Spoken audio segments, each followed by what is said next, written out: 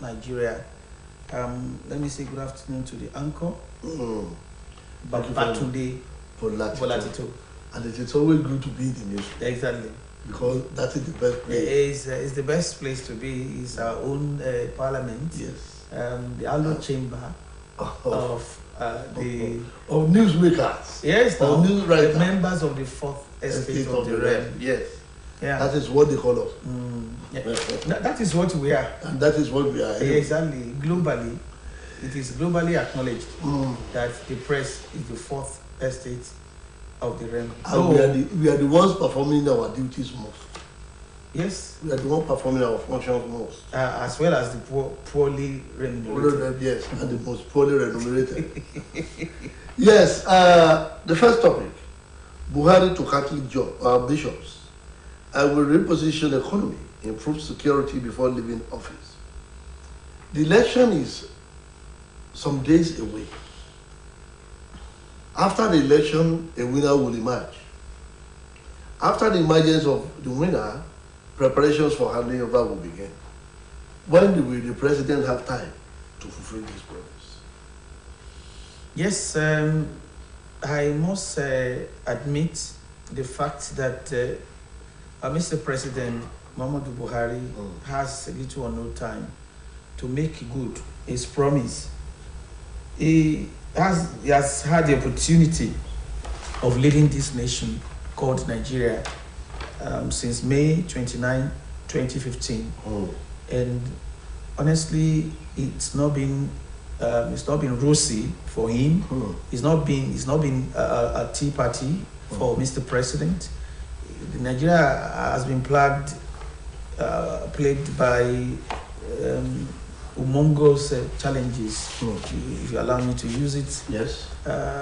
When you talk of the general insecurity has been the bane of the nation, and whatever the president can lay claim to have been his achievements in office had been whittled down by the general insecurity.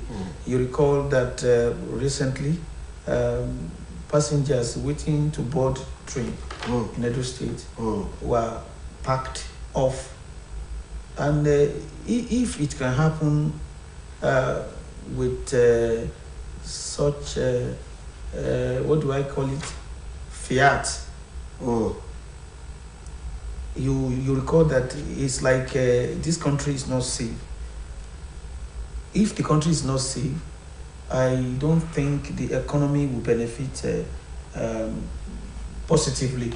You want to think that investors all over the world would like to put their money where the return on investments will be the highest. Yes, so that's just it. So if Mr. President, today's date, if you take a look at today's date, today is 13th of January.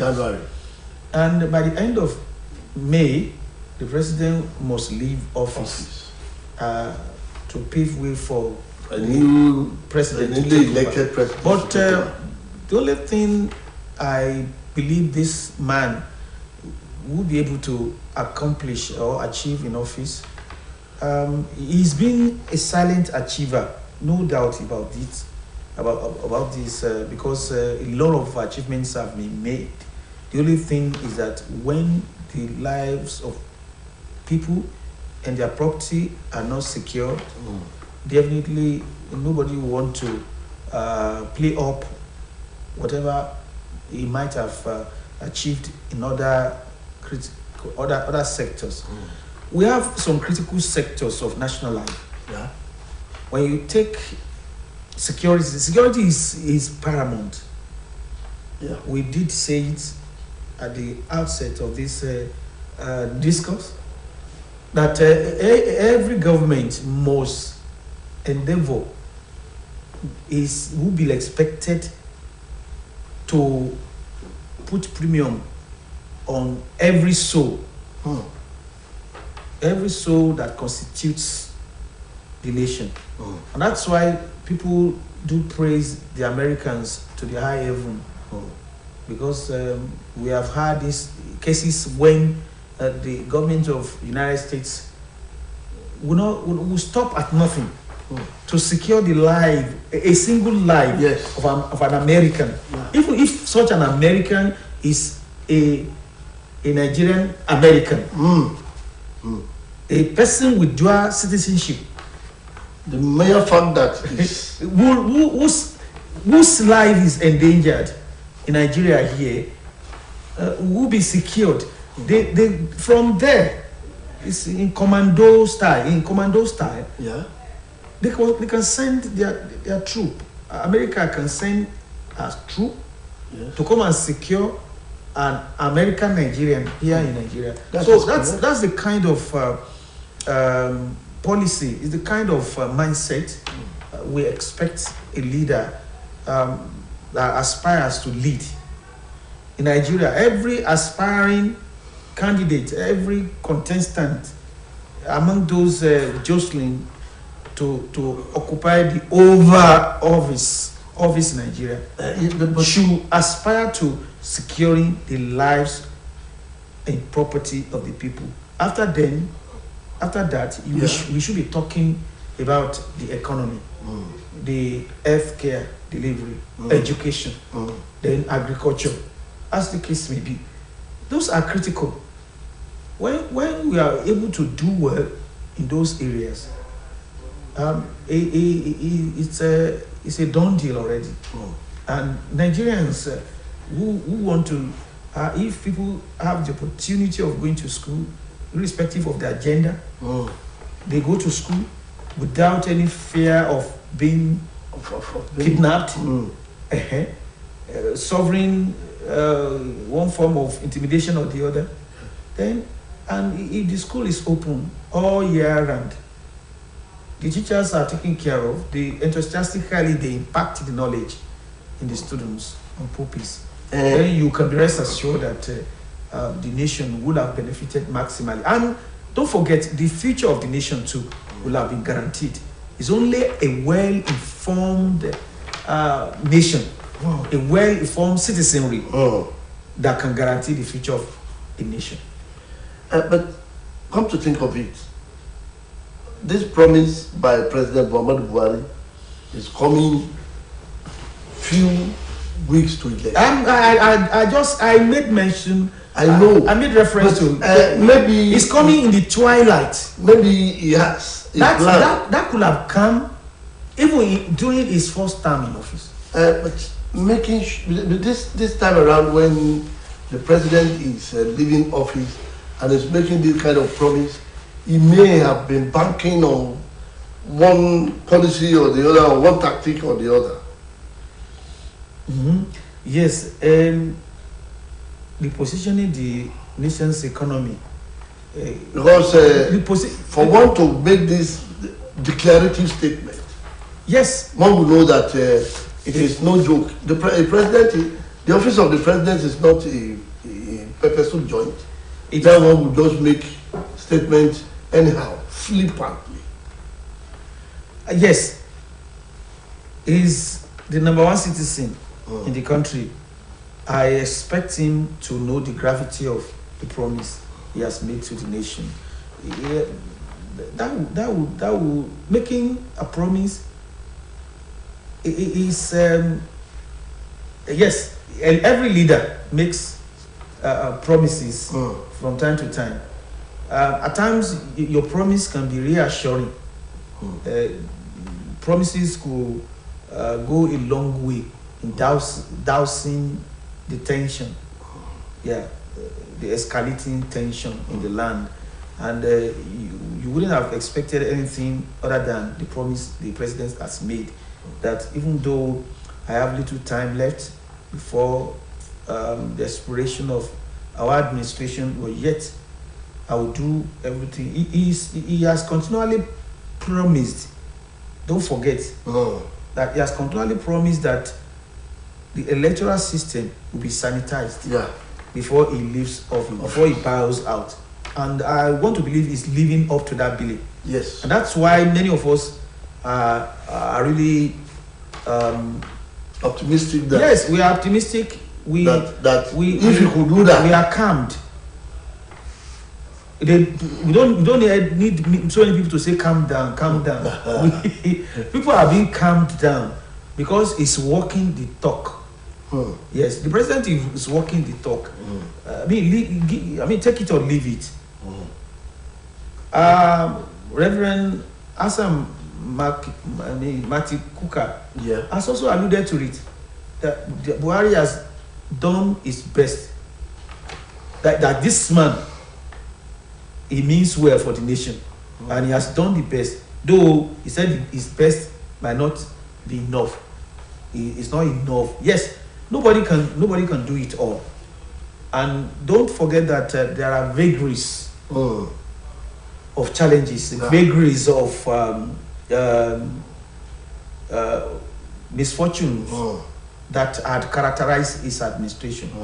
He was not he didn't start Boko Haram insurgency, but banditry started during his. Banditry was an offshoot of insurgency. Maybe one would say it's a caricature of insurgency, or what do we call it? A product of insurgency, and the insurgency was a precursor. Yeah, exactly. And now we can all attest to the fact that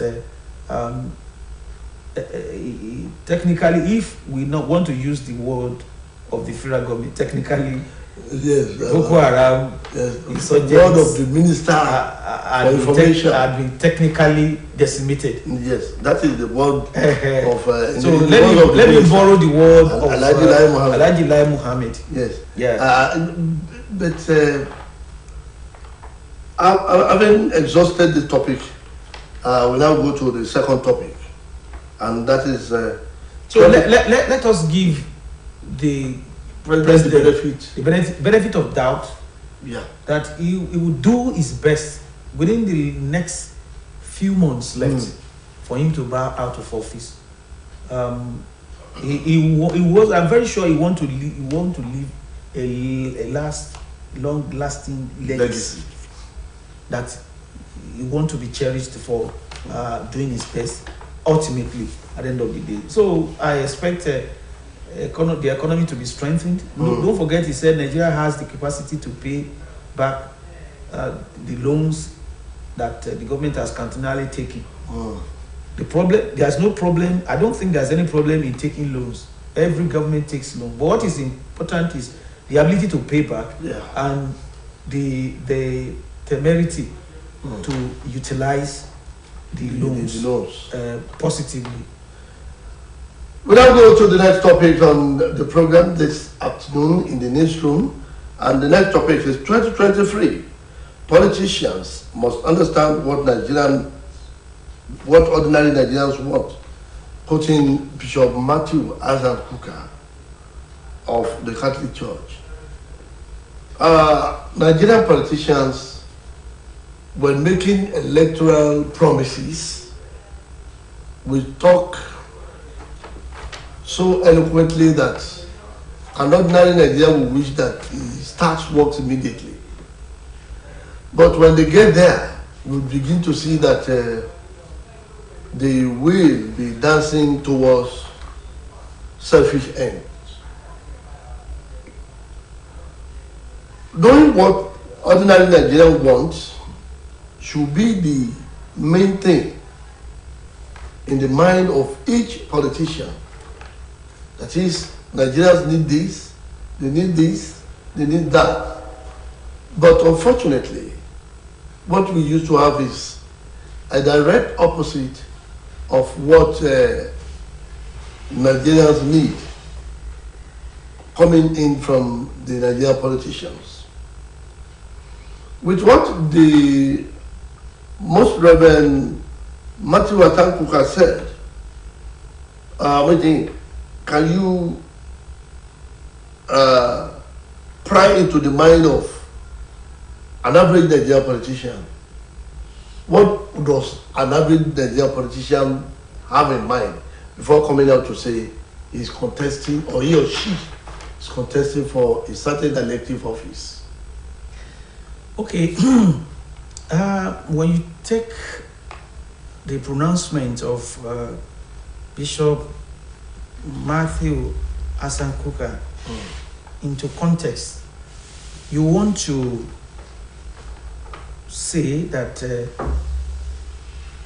most Nigerian politicians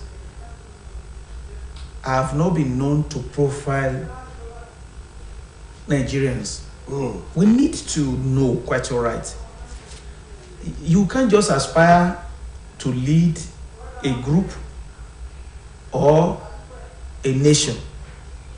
You have to understand the fear, the challenges of the people you're aspiring to lead.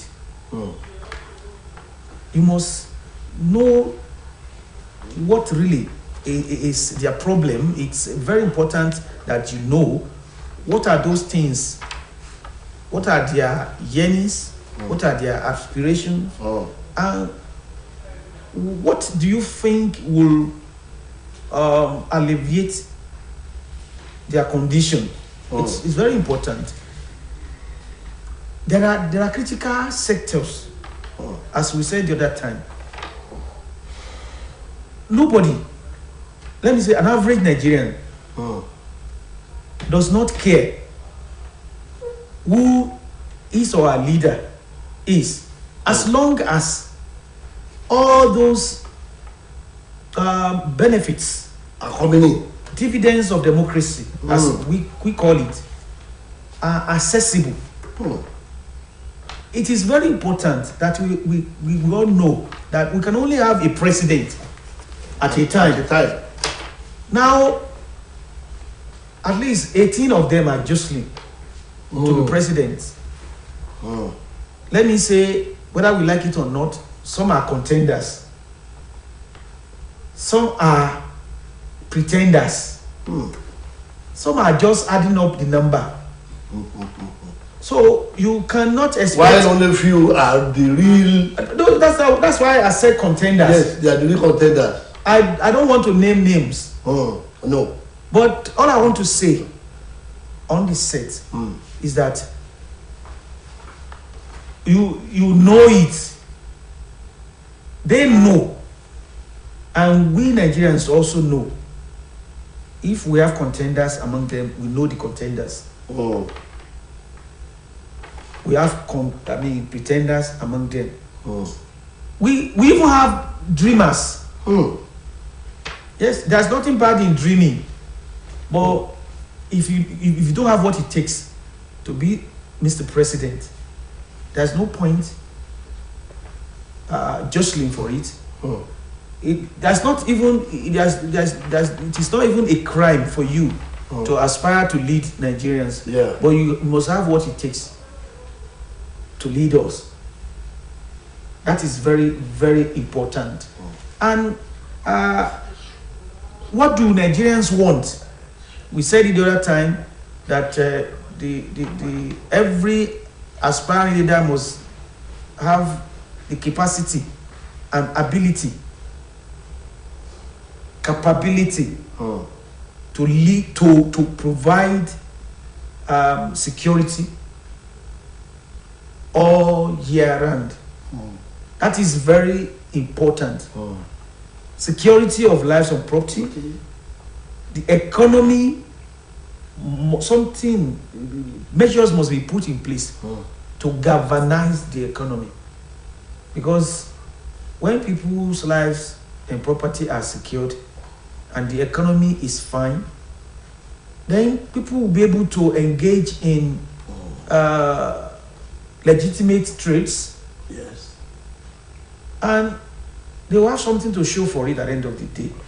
We need food, we need shelter, and you can't but talk about transportation. What the Reverend is saying is that you must not venture into leading Nigerians without having the capability of providing all these essential ingredients of life. Without knowing actually what you want.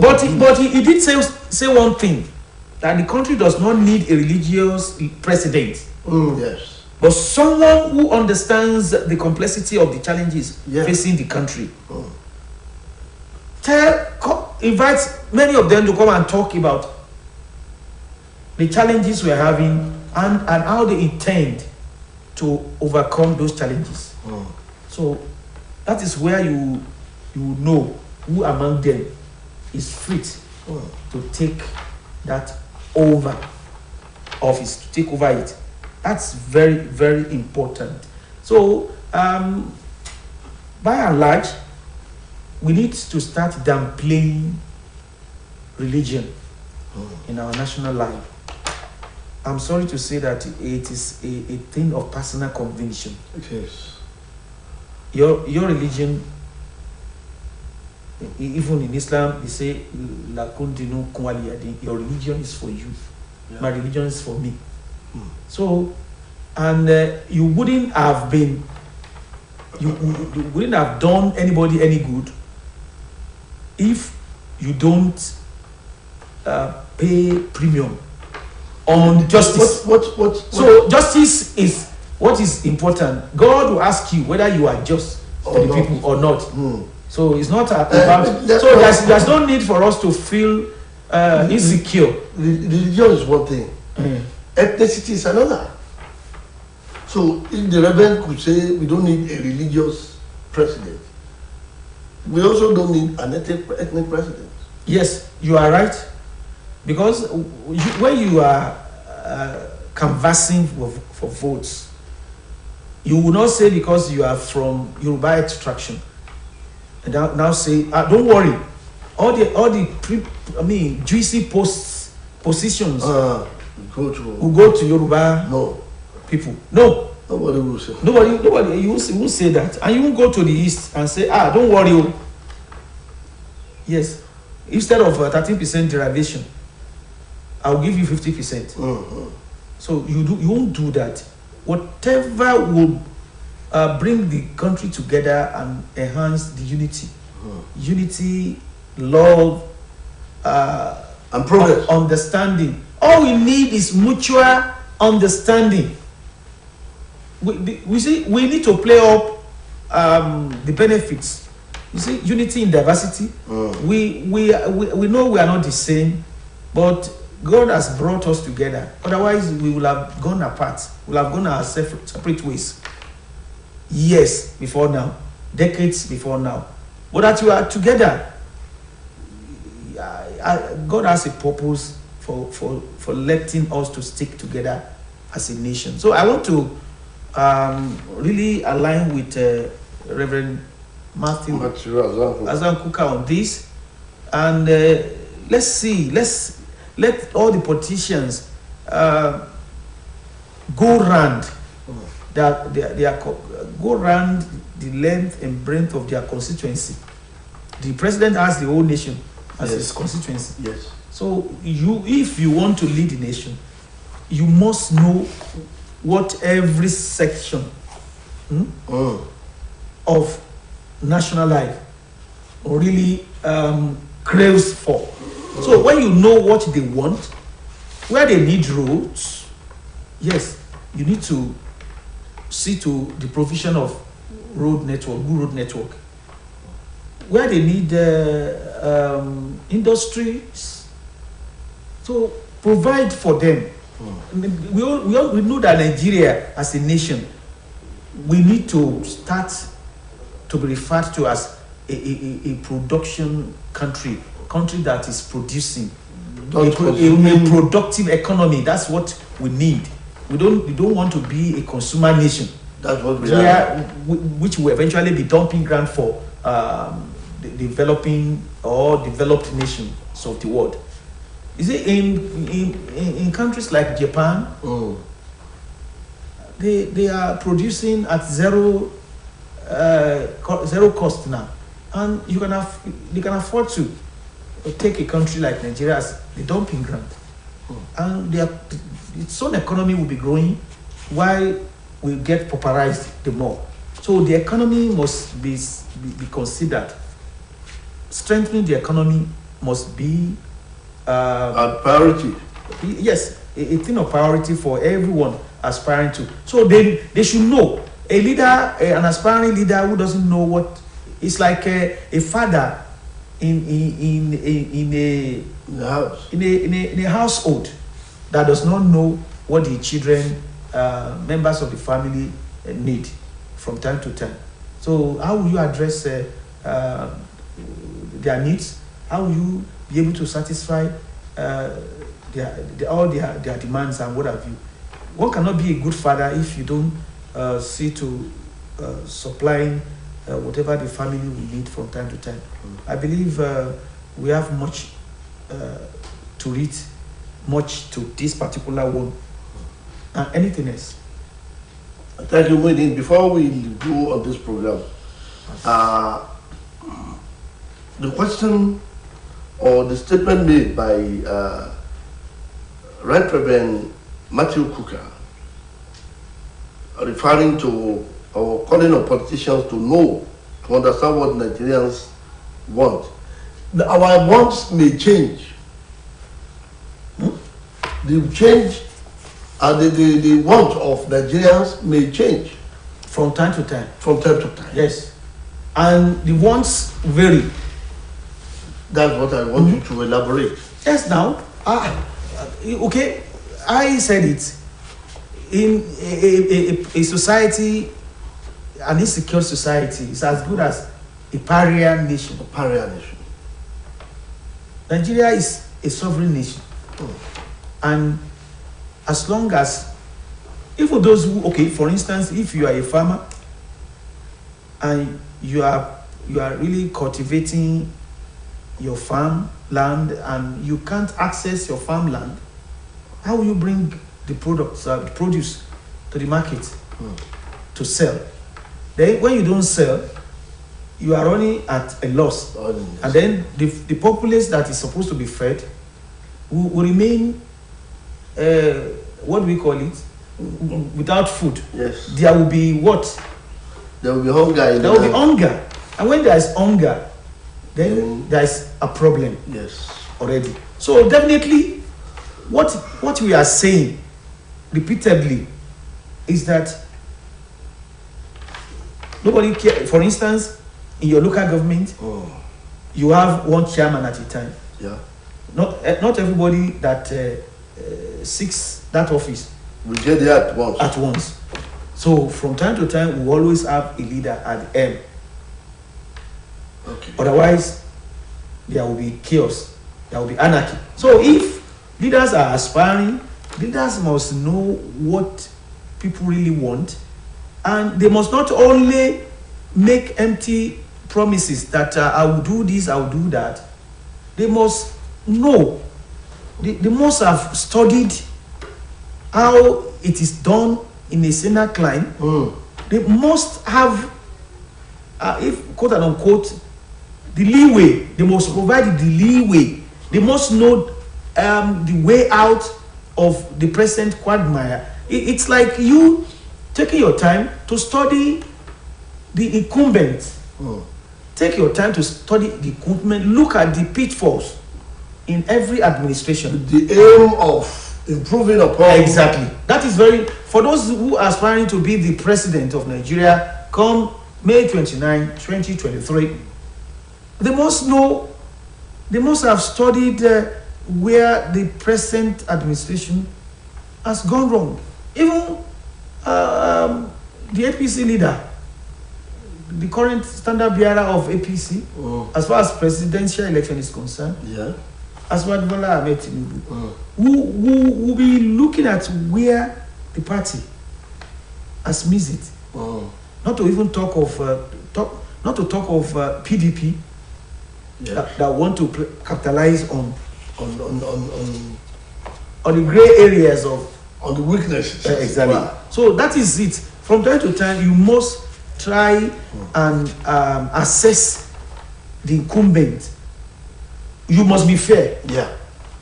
But like I did say, I've said it on so many occasions on the set that governance is not a tea party. No. It's not what everybody should aspire to.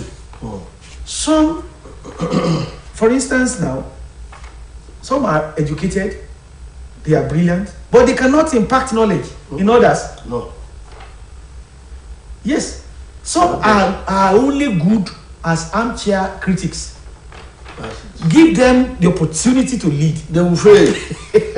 So that is what there are so many variables that come into play when we talk about governance. Yeah. So many variables. Yeah. You talk of followership, talk of leadership, and many other underlying factors. Yes, you can have the saboteurs are there. Yeah. Those who are benefiting from a system. Yes. The compromise system. Some are benefiting, and they will not wish that the system is sanitized.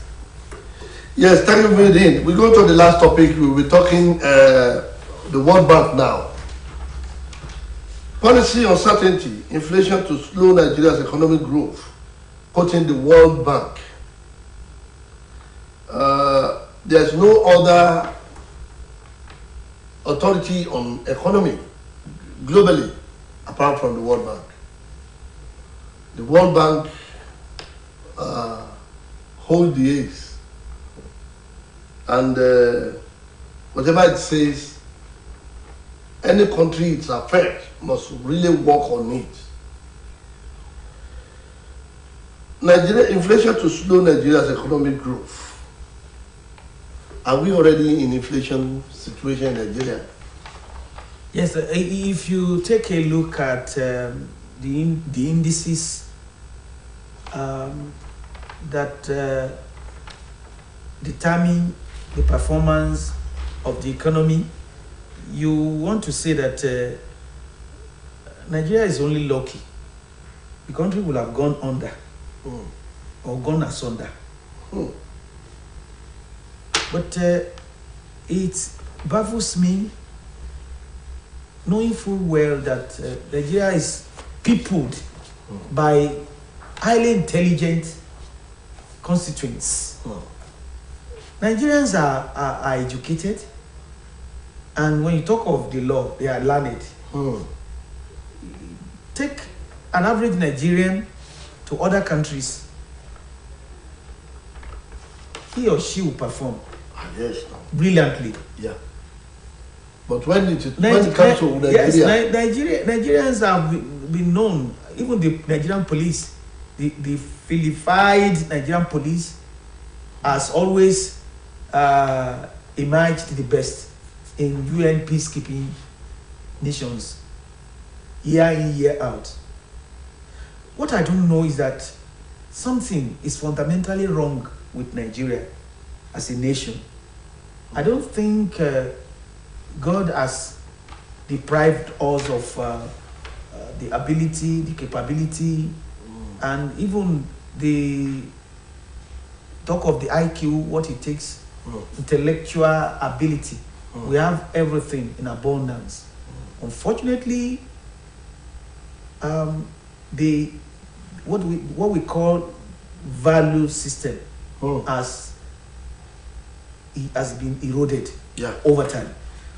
Okay, in order not to lose the trend, the World Bank, much as I respect the World Bank when it comes to predicting or projecting into the economies of the world,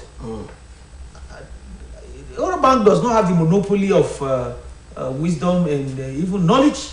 As far as at times you discover that even the projected figure is not attainable.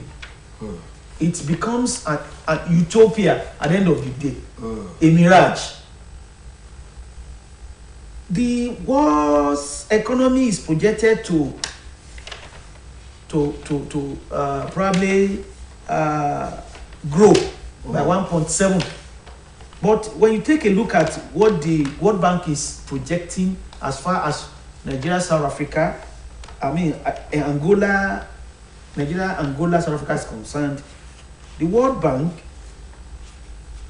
has made reference to 3 largest economies in Africa: Nigeria, Angola, and South Africa.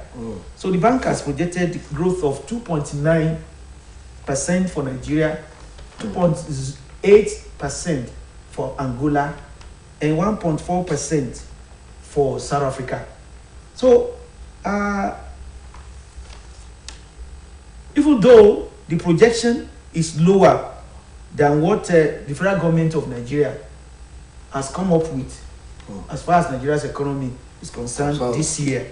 You recall that the Minister of Finance, Zainab Ahmed, last week during the public presentation of the 21.8 trillion budget for 2023, said Nigeria projects a 3.75% growth this year in terms of the gross domestic product, GDP.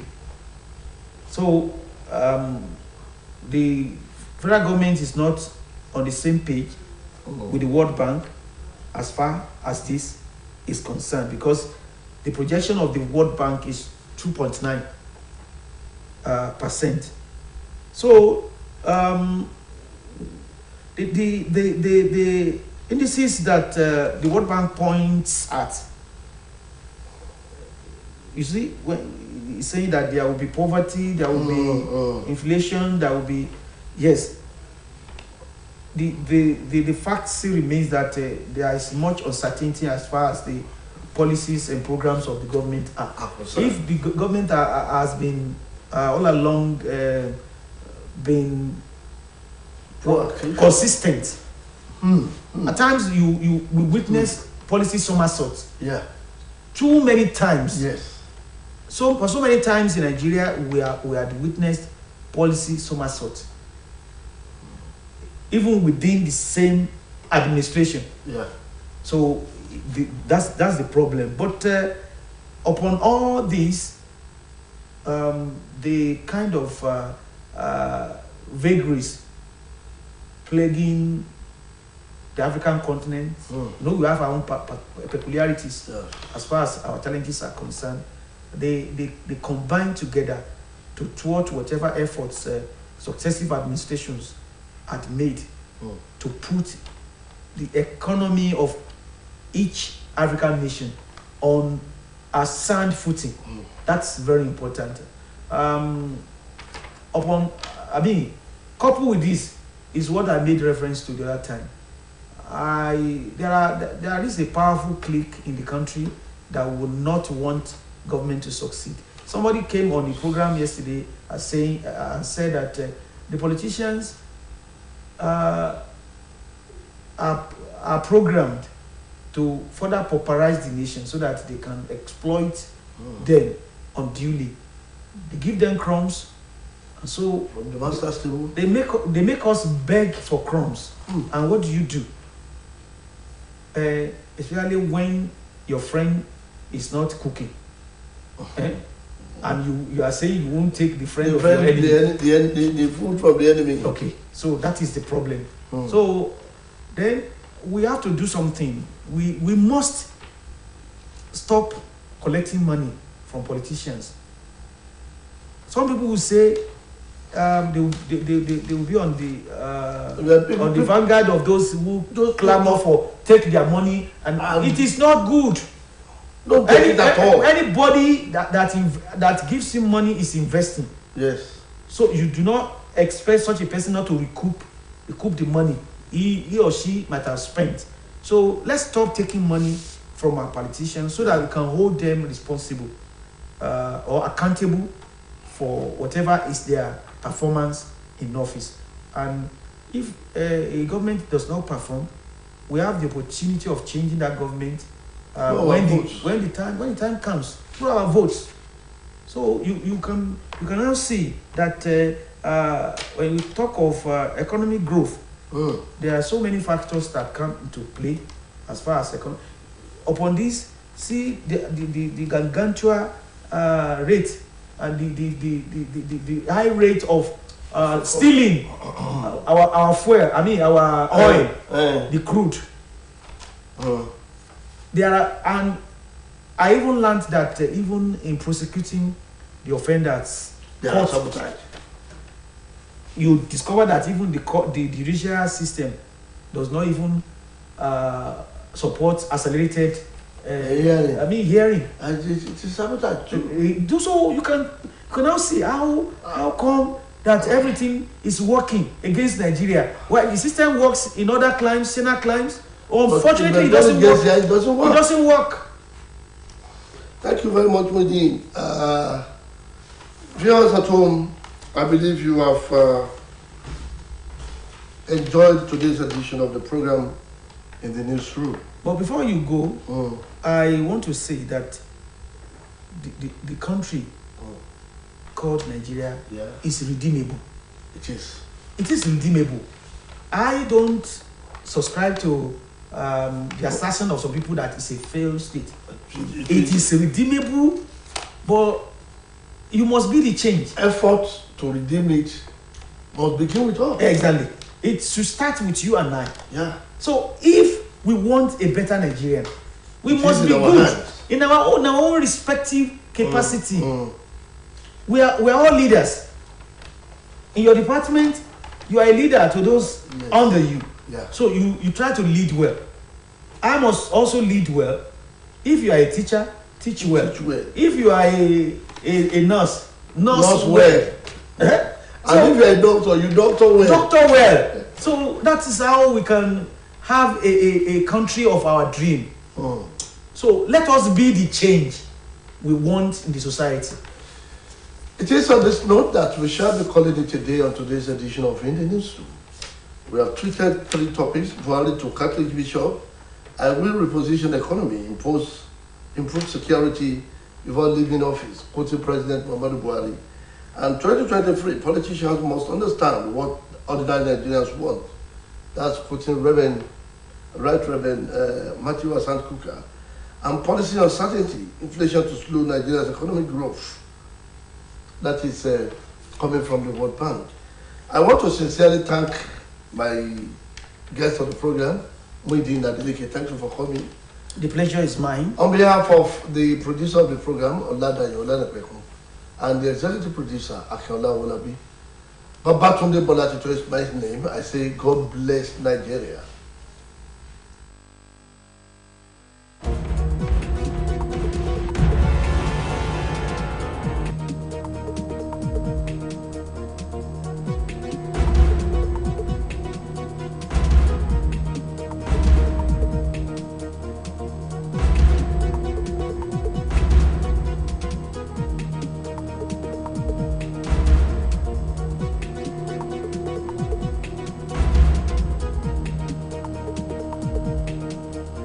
Mondays through Fridays,